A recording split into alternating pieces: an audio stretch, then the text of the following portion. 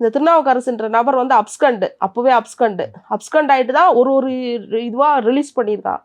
அந்த சபரிராஜன்ன்ற வந்து தான் வச்சிருக்கிற ஐஃபோனில் வந்து எல்லாத்தையுமே டெலீட் பண்ணியிருக்கான்.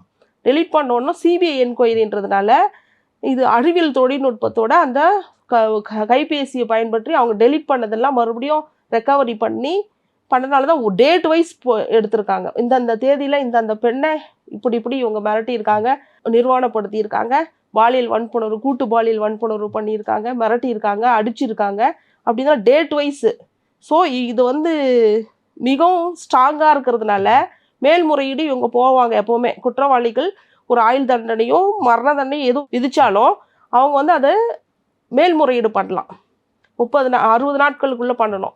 அப்போ இவங்க மேல்முறையீடுக்கு இவங்க போனாலும் உச்சநீதிமன்றத்தை நாடினாலும் சாட்சிகள் மிகவும் வலுவாக இருக்கிறதுனாலும் சிபிஐ வந்து 1500 பக்கம் குற்றப்பத்திரிகை தாக்கல் செய்தும் ரொம்ப ஸ்ட்ராங்காக இருக்கிறதுனால மேலவை நீதிமன்றமும் கீழவை நீதிமன்றத்தில் கொடுக்குற தீர்ப்பை உறுதி செய்வதற்கான வாய்ப்புகள் 100% இருக்குது.